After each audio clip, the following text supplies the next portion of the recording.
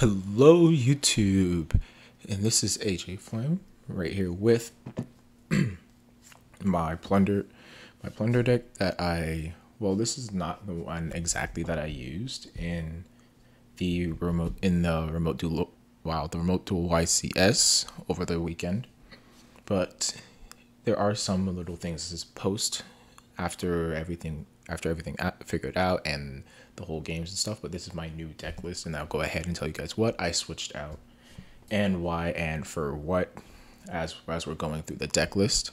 I'll give you what I switched it out for, but I'll give you the why after we finish up. That was both for the main and the side deck. I'll be going through my main, side, and extra deck for this, okay? And before we get started, I also just want to say I do have a urgent care tag on my wrist right now, because the other day I went to McDonald's and I ate something, and I don't know what it was, but I had an allergic reaction to it, so had to go to urgent care.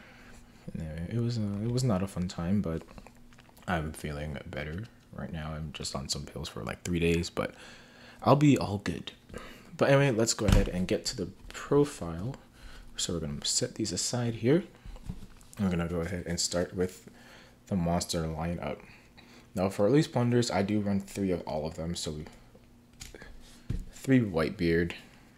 He was amazing during the YCS. I kid you not. Every time when I draw Shipyard and have him in hand also, I could discard him for cost. And I mean, if someone would Ash him, I'll be like, okay, Ash the search. I'm like, that's fine. And then I get Whitebeard's effect, and they didn't have another response, which is very nice.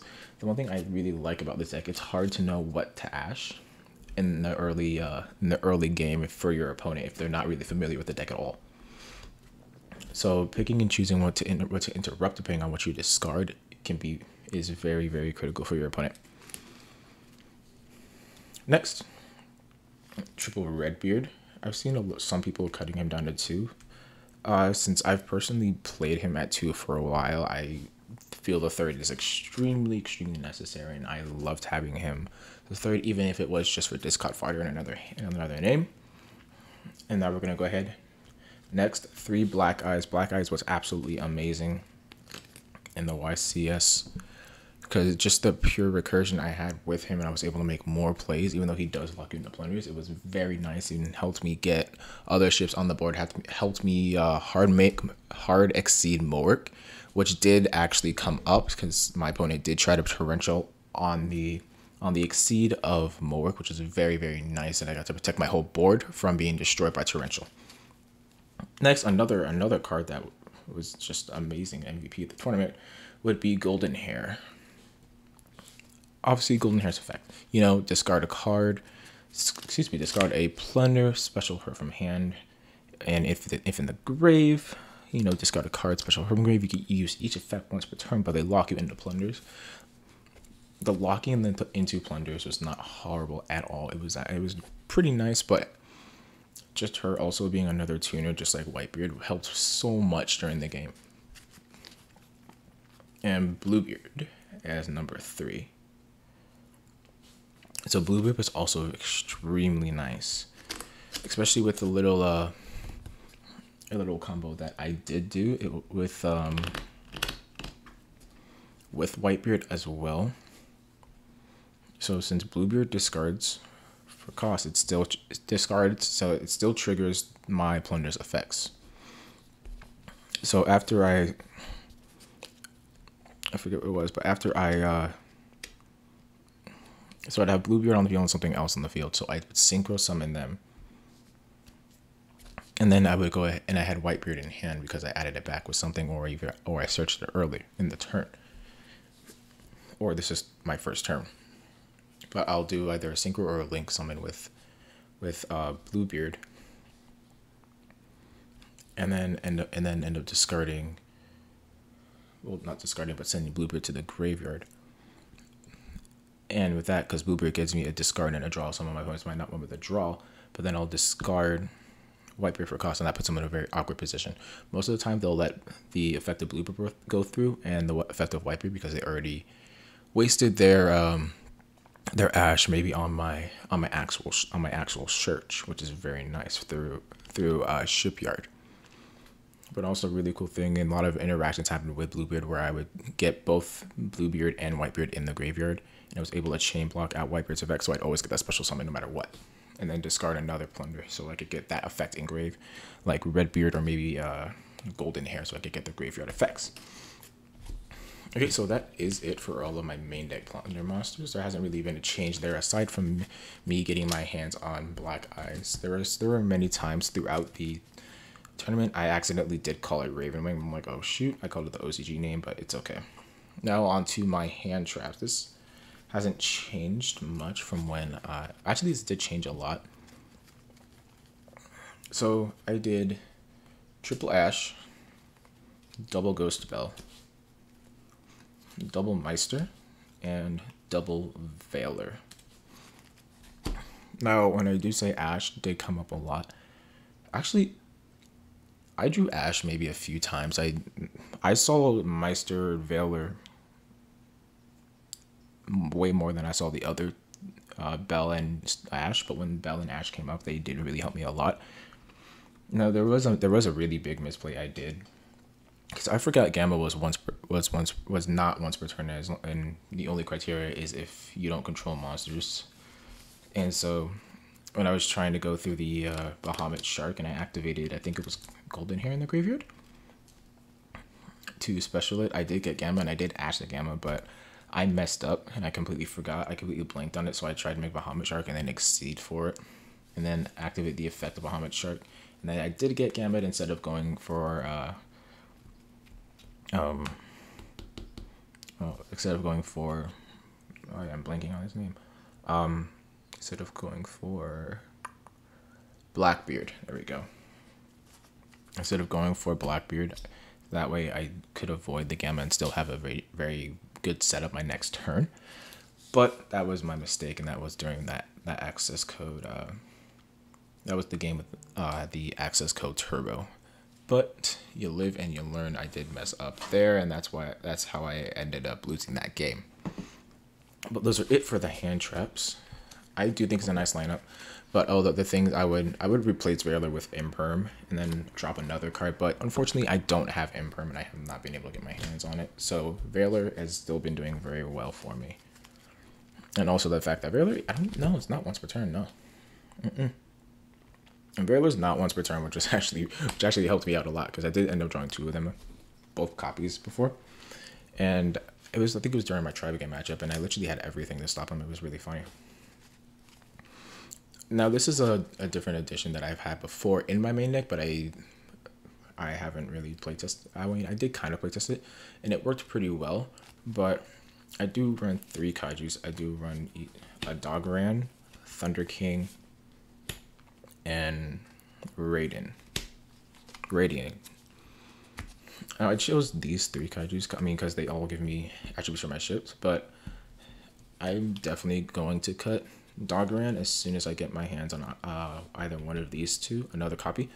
But I am considering running 2 of each, 2 Thunder King Lightning Strike and 2 Radiant, just because pretty much all decks run Ash. So Dogoran isn't really needed as much, and plus I can synchro summon so easily even if I'm locked into Plunders. That Dogoran doesn't even matter. I can hard make Bram pretty much whenever I feel like it. So in the future I will end up cutting Dogoran until when I get my hands on another copy of these. But in playtesting them after the Extrav, they have been a very nice addition, because this deck is either built to go either first or second, and the Kaijus do come up even if they're in your starting hand. It doesn't really matter as much, considering that you are usually hopefully regenerating your hand, or at least leaving 1 Plunder in your hand, and you don't really need to commit a lot of your hand to making a Link monster. Now onto our spell cards. Triple Shipyard. I saw this every game, either in my starting hand, or I saw Shipyard literally every game. It was beautiful. It was in my starting hand, or I could search up a terraforming. It was very, very nice, and just an all-out, pretty much a blowout card. It helps me get over so many things. It helped me beat Drytron. It was amazing. Now here, back to double emblem. A lot of people are going to get mad at me for running emblem also, but it was very, very nice when my opponent did not commit any attribute to the board at all, so I could use my own graveyard to go ahead and make plays on my own, which is also very nice. I was running this at 3 and during the YCS, but it came up in my hand way too often, and it was not as pleasant as I thought. Because in theory, the idea was I could run an extra one of these so I could get it from my deck, but I did end up seeing it way too much, and it was a pretty large brick. Whereas if I could have another name or a hand trap in my hand that could help me prevent play, but I just had another emblem in my hand. And so for another one shipping. I did also run 2 of these pretty much for the same reason as the more discard farther, and I could use the graveyard effect also, which the graveyard effect did come up so many times. And emblem equipping, not being able to target, did come up so many times also with lists, and somebody would try to target with destruction. I'm like, you can't target it. I just read the card to you. You cannot target since it is equipped with emblem. But it was also very nice. I never used the main effect. I just used it for discard fodder. And if I had to, I recycled lists. So that's pretty much what happened during that time. And that's it for my Plunder spells. Now we're gonna go on and get to my more generic spell cards. We are running double Pot of Desires. And we're only doing 2 Pot of Desires just because the third one came up too often and I don't want to break it. Because if I didn't have anything and I had Pot of Desires, I'd just fire off Pot of Desires, and it was, I know, very, very risky play. But I would never banish my other desires. I ended up drawing like Desires and then something else. Or I did this one time, I did draw double Desires and I wanted to cry. I mean, I won that game, but it was not fun. It was fun, but it was a very interesting interaction with me drawing double Desires, because as soon as I discarded the Desires off of the shipyard, my opponent's like, Desires into Desires. I'm like, dude. But on to the next one, Cold Buy, because it's Cold Buy, and then 1 Terraform into a field spell if I don't get it off of any other means, and if I do, it's just nice discard fodder. Well, I can't speak. My tongue is still a little numb, but it's okay. On to my traps. Only 3 booty.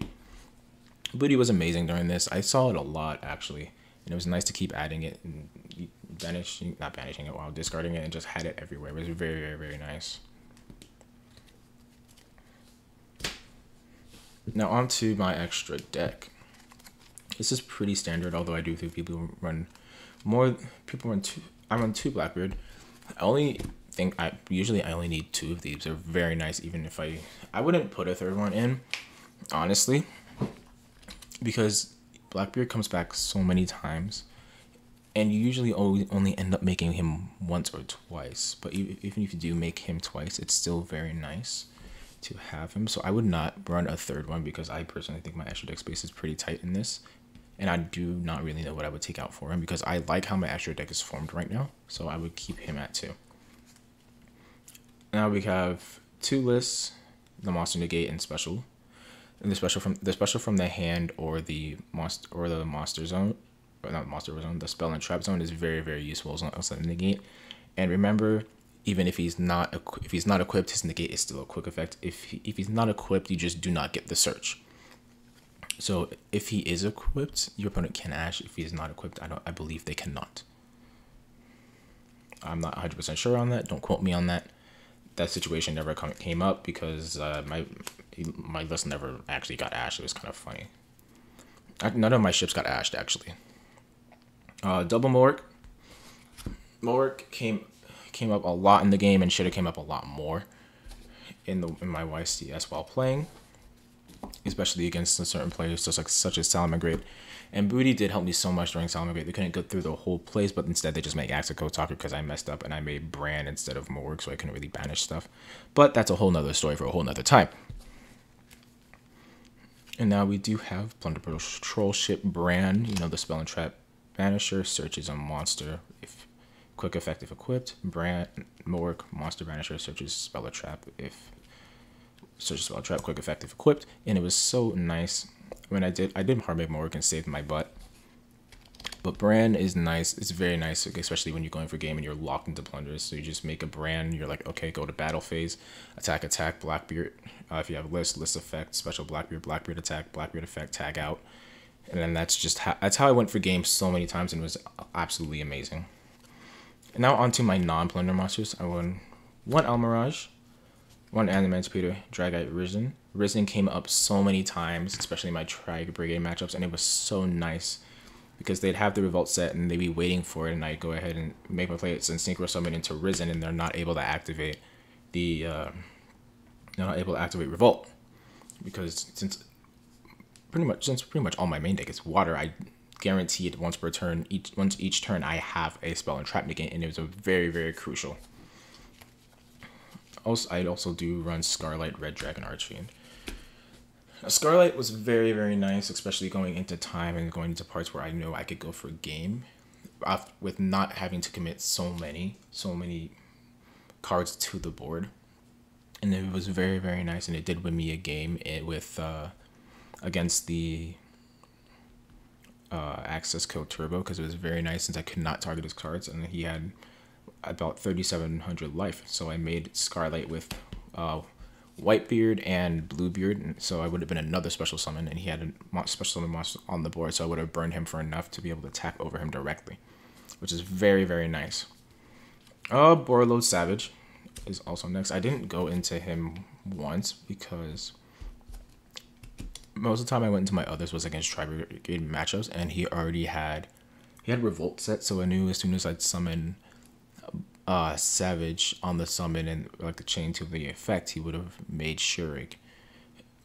But I know Savage would have resolved before the activation, but I felt a lot safer having Risen Dragite there rather than Savage, although it would have gained the attack off the Blackbeard I did have in my graveyard, which is also very nice. And since it does equip, I can target lists with it, as if Savage runs out of negates with Blackbeard being a link 2, which is also very nice. Now for my other exceeds, I do run Abyss Dweller. Abyss Dweller was absolutely amazing. Let me see. If you survive Drytron's first turn and you end up kind of clearing the board, having Dweller summoned is absolutely amazing, because you just stop their turn if everything is in their graveyard. Like, that's how I won against my Drytron matchup in game 3. I ended up, I think it was my turn 3, I think. I made Dweller. No, it's my turn 2. It was my turn 2, and that's what it was.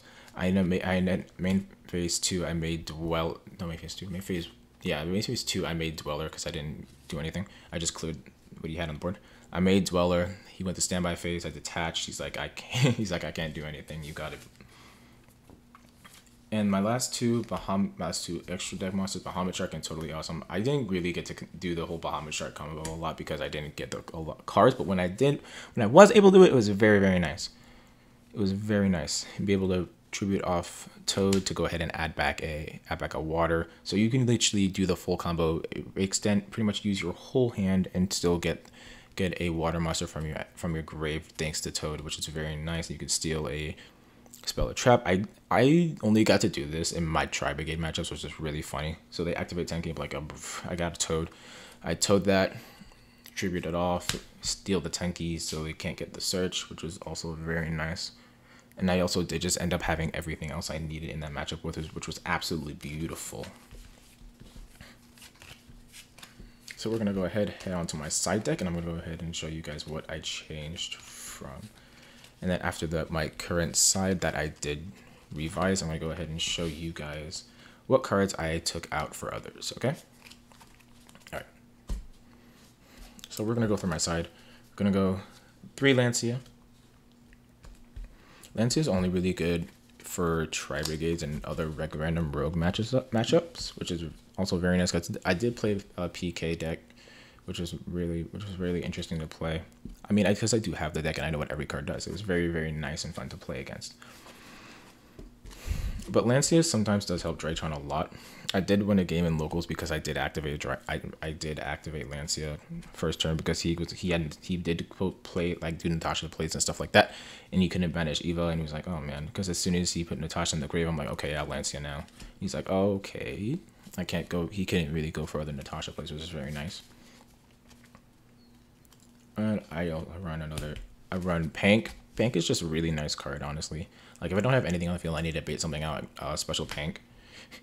Or run something over, a special Pank. 26, you know. I can't run over Ultimateness, but I can Fiending Negate from Ultimateness or Fiending Negate from anything else by activating the Pank's effect. Like, okay, Tribute.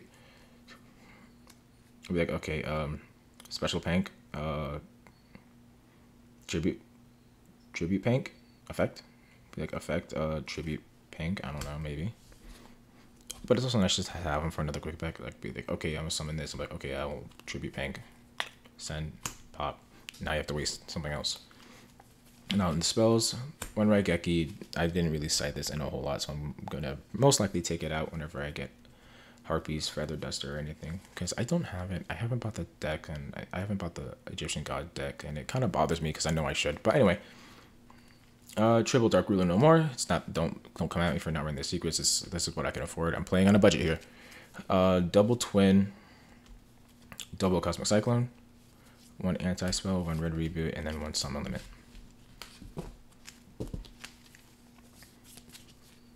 Okay, so now to go over the cards that I switched out. Whoa, when I organized this, because I'm very OCD about this. I don't know why, I'm just OCD about my cards being in the right order. Now starting with the side deck, I did, after the event, before the event I was originally running 3 Twin Twisters. So in Cosmic Cyclone, and I was not running Summon Limit. So there were cards that I never really cited in at all. And that weren't really useful because I already had it. So I took out the third Twin, Dimensional Ground, and a Gamma Seal. Just because Gamma Seal is a water kaiju and it doesn't really help me in the long run. Because I run water decks and I don't want to like Plunder into Blackbeard, because that's kind of, I don't really like using my Plunder's effects to bring out Blackbeard, since I just make him so easily. He's so accessible for the deck. And these cards have so much more application in Yu-Gi-Oh! As the meta, because if I had more summon limits, I would definitely run 3 copies, maybe 2 or 3. I would definitely take out the anti-spell and Twin Twisters, which would be very, very nice. And then in the main deck, changes I made, I took out the Desires, the third Desires, the second shape shipping, and the third emblem for the Kaijus. If I'm doing that correct, yes, I did. I took them out for the Doggerin, Thunder King, and Radiant. And I do think that was a good decision on my part, because breaking huge boards is very difficult for this deck. I mean, it is a very pace-based deck, and you're not really committing to the huge boards, but you do commit these smaller boards, which do end up having very large payoffs if you do play it correctly. And the Kaijus just really help with that, although their attacks are huge. Their attacks are pretty big, but you get pretty big as well, and you can just, I don't know, banish your Kaijus. You can banish your own Kaijus with Mulwark if you do that. So you can be like, oh, okay, Radiant. Because most of the time, if you're Kaijuing, you do have the field spell. Well, that's what I have in play testing. Most of the time, I've had Kaiju, but like I said before, I would definitely take Doggerin out if I could get my hands on 2 more of these, 1 more of each, which would be very nice for the light and the dark. Oh, that is my newest post YCS Plunder deck, and pretty much all the changes I made and the changes I will most likely make in the future. But I will go ahead and keep letting you guys know how this deck goes and how I play. And I do also have my amazing Digimon tokens that I used this whole night, that I used today. It was very nice. I loved these tokens. They really gave me luck. And it was just amazing. But I will see you guys up on the next video.